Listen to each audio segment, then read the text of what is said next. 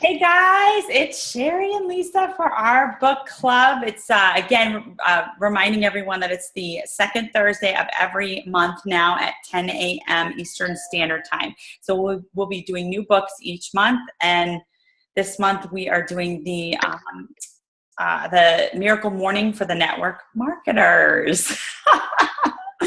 So Lisa, what'd you think?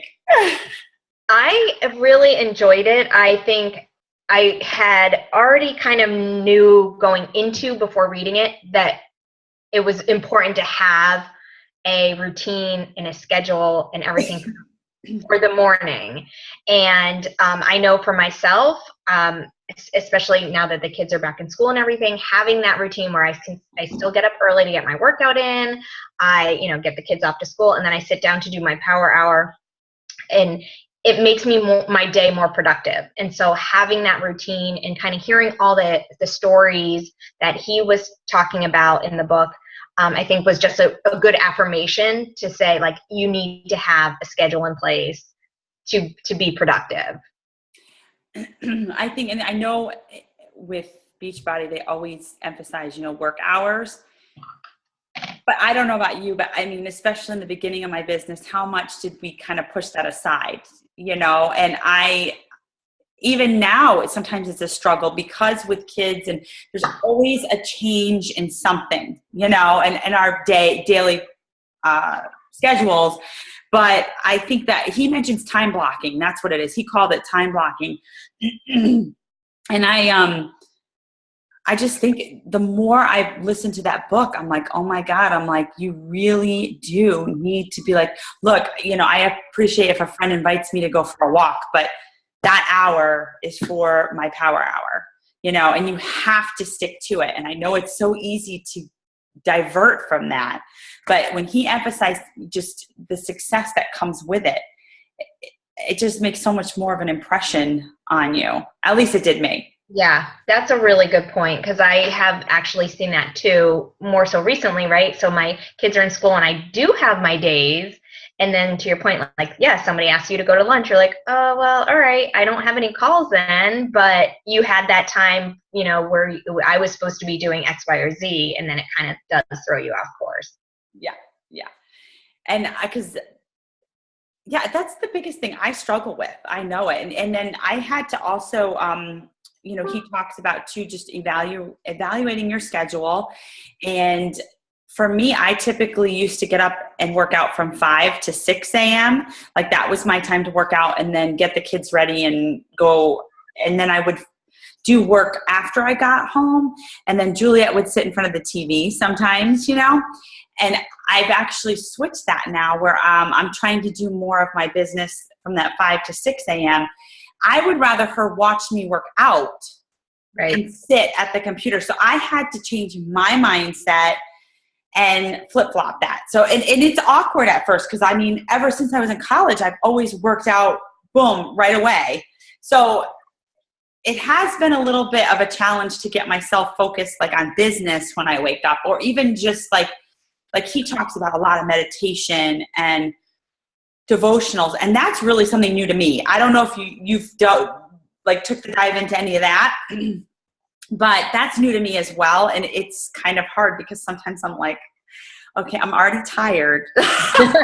Yeah. So, to do that, so I kind of have to work on that. Yeah. I mean, so there were so many different stories of different successful people, whether it was, I have my breakfast, I do this, I have this, or the person that just would go into his library and just like randomly pick a book and read 3 pages or whatever it was, like every day, to set their mind and like, this is what I'm going to focus on, and just pick a book from the shelf and have it be, and maybe it's personal development first thing in the morning. Or I think that's another biggest takeaway that I took, is that I've never really started my day off with personal development and setting my mind straight. And like with everything that's even just going on in the world in the last year and a half, I mean, it's like it can bring you down so much that I'm like, I need this. I need to start my day off on a positive note. So I do like that aspect of it. And I'm trying to do more of that too. And what he said about that. I thought it was really cool though how much he emphasizes fitness and eating well. So I was like, dude, that's totally us. I know. Every time when he would say something, I was like, is he doing a Beachbody program? He mentions it. Remember, he mentioned like in P90X and Insanity. I was like, that's Carl Deichler needs to have him speak at Summit. Yeah. But yeah, that's, I kind of, and you know, same thing he mentioned, I was listening yesterday and just how he mentioned too, that it's all about flipping our thinking. And he even says about, you know, thinking about eating instead of comfort and taste, it's about fuel. And I liked how he mentioned too that he chooses foods like on a stressful day. He will purposely choose meals that will give him high energy if he's got a long day. And I never thought of it that way. I was like, oh, well, that's a good idea. Yeah. I like too how towards the end of the book, it kind of flips into so much was relatable to what we're doing now, and especially like in the level up training. I mean, he was talking about inviting, going for no, having scripts, the follow-up. I mean, everything that we're doing in like the business, I liked how this book also captured that and captured, you know, kind of the vital behaviors. It's like, okay, this is how you should frame your day, and now these are the things to do as a network marketer. Yeah. I think it really, so part of me was like, oh God, I'm way more disorganized than I thought I was, because he goes into so much of organization, which is a good thing. But I do agree. I mean, he hit every nail, like right what we follow. And it just emphasized, I'm like, we've got to keep on this track of the vital behaviors every day, you know, and just connecting with people, you know, and whether they say no or not, we just move on. And it just, I don't know. I like the book because I felt like a little bit more confident. Like you could just, of course Lisa and I were listening to the book, his voice, I don't know, he's got a strong voice. So to me, I'm like, oh, you know, I felt like, okay, you know, he's really pushing success and really pushing this. I felt more energized by it, I guess. Yeah. And one of the things we had mentioned before hitting record here was that, at least listening to it, it helps because I can do it on the go and everything. And when I was at the grocery store earlier, but I do want a hard copy of the book because I think there was a lot of good action items and points that I want to go back to that now I'm going to be like, oh, because I was listening, I wasn't writing stuff down. And so I don't know where in the audio it is, but I think a hard copy for this book would maybe be the way to go. Something to go back to and kind of highlight and note.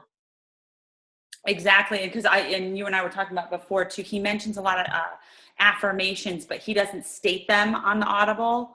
So I'm also going to get the hard copy because sometimes I'm like, that's another thing I've never done. I've never done affirmations where you're talking about yourself to build your confidence up.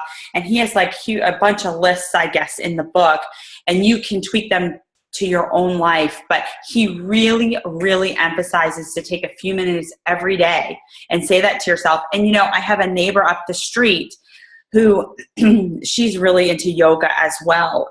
And she had a really tough time in her life. And we took a walk one time and she mentioned how she started doing affirmations in the morning, and she would literally stand in front of the mirror and she would say them at herself, looking at herself. And she said, she's going to be honest. She's like, you start doing it, you feel totally weird. She's like, and you don't really feel it. She's like, sometimes you're saying things that maybe you know you're lacking and you don't feel it at first. But the fact that she did it over, like, she still does it every day, but the first 6 months, she said the dramatic change from day one to 6 months later, she said it changed her thinking. It's your subconscious and how much it affects your subconscious.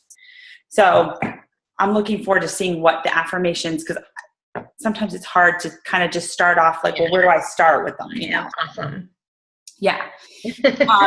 The other thing too is that they also, where did I have that? On Amazon, they have the Miracle Morning for network marketers 90-day action planner. So if if you're struggling putting your day together, he does have this. And also, I don't remember his website.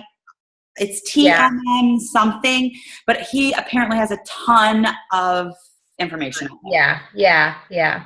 So I'll have to get that, but it's like TMM. I don't know if it's TMM challenge or something, but he also mentioned, I thought this was cool, the 5-minute journal. Mm-hmm. Yep. And I think Nicole Marino, she just got that. And he emphasizes reflecting on your day.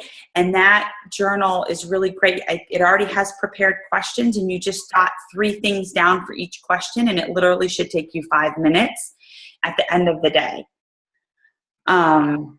So that might be something too, as far as journaling, like reflecting on your day. You can go back to that, and there's like your posts for the week, like things that you thought, action items or whatever that you could have right there to post about. And towards the end of the book, I don't remember how it was brought up, but he was talking about sharing stories. And I know usually in our, what we're putting out on social media is about us, right? So we're trying to share like what the business has done for us, what, workouts we're doing, what transformations we've gone through. But he was talking about sharing about other people. So it just kind of gave me some ideas of things that you'll probably see later on Facebook that to post about, sharing more about your challengers, what they're getting out of a 21-day group, what they're getting out of doing PIO for 60 days, or sharing, you might not have yet found like the financial freedom from the business yet, but there are amazing success stories from tons and tons, not just the top 10 coaches, but from so many elite coaches. If there's a coach that you connect with, go and look them up. I'm sure they have something on YouTube about them, and share, you don't have to name names, but sharing what the business has done for them to know that it is possible, so that, just, I guess, so that other people around you can know more of, what is possible, and share. Yeah. That's a really, really good idea. And that's even, bringing in the whole invite and following up and stuff. That's an easy way to follow up with your challengers too, because personally message them and really ask them, instead of just saying, what are your results? Yep. The weight results, you can go in there and ask, hey, I'm just curious. Like, you've been doing all these different programs for a year now. I would really like to know more personally your thoughts and whatever, however you want to write it. And that's, again, continually connecting with them and keeping them in the forefront of your mind and stuff. That's a good idea. What was the other? There was something else I was going to mention too that he brought up. Oh, shoot, I lost my thought. It was closer to the end of the book, too. The 5-minute journal. Oh, and simple things, too. Sleep was a huge thing he mentioned, which I so lack. I know. Jeff yesterday was talking to me about that. He's like, you always say you're so tired. I was like, no, I don't. I don't complain about that. He's like, he's like, you bring it on yourself. You need to go to bed earlier. I'm like, I know, but. I know. It's like, or another thing comes up. And he really emphasized, I think he said somewhere between 6 and 8 hours, but you have to find out what your body works well with. And then he also mentions, I don't know if you saw, but I forget the author's name, but Chalene Johnson really emphasized him on the sleep. I think it's like the smarter sleep or smarter way to sleep or something. But anyway, I'll try to find that out. But that was one book he had actually referred to because, and I know Chalene had that guy on her live chat or whatever before. And because she had gone to a sleep specialist for issues. Right. Yeah, I remember that. But yeah, he said, and that really comes down to focus. That's one thing when he was talking about your time blocking and putting focus on your day. He goes, one of the biggest things is sleep, because if you're not getting your sleep, you're going to be like ADD, all over the place. And that's the other thing too with the time blocking. And this is something I struggle with too, is that I used to go and sit on the couch and I would do my power hour, sometimes watching TV, thinking that was going to be productive. And my power hour turned into like 2 hours. Or 3. Well, you have to find that spot in your house that it's Right. closed off. Yeah. Agreed. So, and then also I like too how he mentions the master list. I don't know how many of you guys do to-do lists, but he talked about doing a Mac Daddy master list. Shalene talks about this too. This is one of the things she does too. But I mean, everything, putting things you need to do in your house, like cleaning the garage and everything, and maybe just having it like in your office or somewhere you're at every day, and you can, when you complete it, check it off. So, because there's a lot of junk that we all have in our closets, things that we gotta clean out. So much. So, but I thought it was a really good book. I really enjoyed it. And am I still okay with my connection, Lisa? Yep. Okay, cool. Yeah, I'm on a hot spot right now. We lost our internet yesterday. They're coming this afternoon. So, no, I really just thought it was it was a great book, a really good emphasis. I mean, I know do you feel though that, I know he emphasizes the morning, but I almost feel like some people can adjust it throughout the day too. Yeah, I mean, I think it too. For me, it works for me. Like, I need to have that morning. But obviously, there's people that full-time jobs that like their morning is up, out the door to work, and so they're not going to be focused on their business until late night or whatever. But for me, morning works. Morning works best. He did mention too, what did he mention? There's a part where, see, this is where the book comes into play, that you need the hard copy, because he mentioned that there's a part where you can actually do the Miracle Morning in like 10 minutes too. I swear he mentioned that in the beginning, that there's... Oh, yeah. There was like, if you take 1 minute for this and 1 minute for that, 1 minute, it was like all in minute increments or something. Yeah. And but see, again, that's where he refers to the book. Yeah, I think I just need to buy the book. Yeah. But I feel like it's something that I would go back to if I had a hard copy of it. So yeah, I think it's worth the investment in getting this book for sure. Because I think too, it sounds like in the book that he probably has the actual time of days mapped out, because he uses a lot of people's experiences and stories, and I bet he has them written like, she did this, and this is her miracle morning, and everyone had it a little different, which I thought was kind of cool too. So you can adjust it to your own life and everything. So, but okay, I'm looking at Amazon now. Yeah. So the paperback is about $16. Yeah. If I'm looking at that, there's a couple different. Oh, nope, you can even get one for $14. So yeah, I'm gonna buy that. Yeah. They have also other things like see the action planner. There's also the journal. They also have, I mean, he has a basic one. I don't know what the difference is, but he's got the Miracle Morning, the Not So Obvious Secret. I don't know what that means. Then he has different ones for Miracle Morning for writers before 8 a.m. The action plan. Yeah, they have it for the Miracle Morning for parents and families. Oh, really? Yeah, how to bring out the best in your kids and yourself. Oh, that's good. I need that. Me too. Oh, wow. Yeah, see, and they've got it for real estate agents. So if you have any friends too, you can always refer them that. He's got a journal too, the Miracle Morning Journal. Yep. So there's all kinds of things. But they also have one for salespeople, but it's probably similar. Mm-hmm. Well, for our next book, I know we kind of talked about this. I think we already, the 10X rule. Yeah. Awesome. I think that's really good. A really good one. I'm super. Have you read it yet? I have not. Have you started it?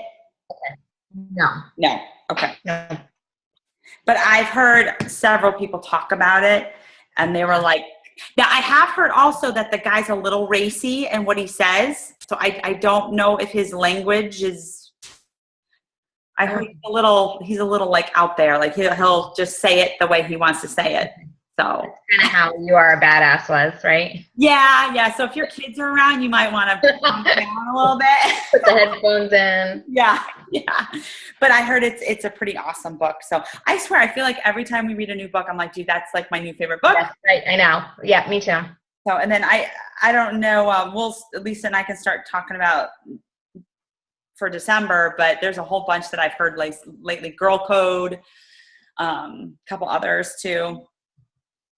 What did I think I might have read that already. Did you read that one? No, I read Girl Boss. Yeah, Girl Boss was great too. But yeah, Girl Code. I had my list. Of course, Eat That Frog. I actually have never really fully read that. You know that I always started it and then I stopped that. But that's good too. All right. So next up, the 10X rule, and then I think the next call will be November 10th. Yes. At 10 a.m. Eastern Standard Time. Awesome. All right. You have a great day, Lisa. Thanks so much. You too. Bye. Bye.